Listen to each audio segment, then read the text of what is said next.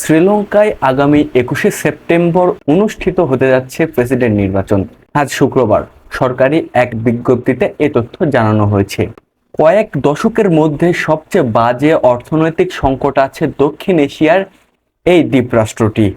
গুরুত্বপূর্ণ এই নির্বাচন দেশটির সংস্কারের ভাগ্য নির্ধারণ করবে বলে প্রত্যাশা করা হচ্ছে।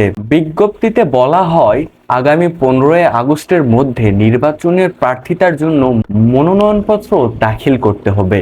বর্তমান প্রেসিডেন্ট রনিল বিক্রমসিংহের অধীনে নির্বাচন হবে বলে ধারণা করা হচ্ছে। শ্রীলঙ্কার জনসংখ্যার 2,20,00,000-এর মধ্যে ভোটার সংখ্যা প্রায় 1,70,00,000। গত বছর ভয়াবহ অর্থনৈতিক সংকটের কারণে শ্রীলঙ্কা জুড়ে বিক্ষোভ ছড়িয়ে পড়ে। পরিস্থিতি সামাল দিতে না পেরে দেশ থেকে পালিয়ে যেতে বাধ্য হন তৎকালীন প্রেসিডেন্ট গোতাবায়া রাজপক্ষে। পরে তিনি পদত্যাগ করেন।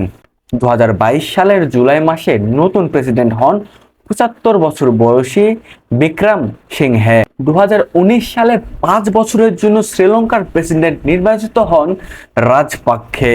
তিনি ক্ষমতা হারানোর পর মেয়াদের বাকি সময় দায়িত্ব পালনের জন্য দেশটির পার্লামেন্টে বিক্রমসিংহকে নির্বাচিত করা হয়।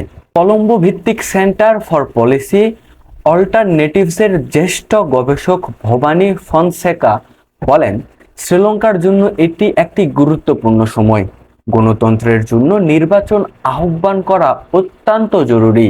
তবে এখন নির্বাচন কমিশনকে যেসব কাজ করতে দেওয়া উচিত, একটি সুষ্ঠু ও নিরপেক্ষ নির্বাচন অপরিহার্য। আন্তর্জাতিক মুদ্রা তহবিলের 290 কোটি টাকার সহায়তা নিয়ে অর্থনীতিতে বিপর্যয় অনেকটাই কাটিয়ে উঠেছেন বিক্রমসিংহে। 2022 সালে দেশটিতে মূল্যস্ফীতির হার ছিল 70%।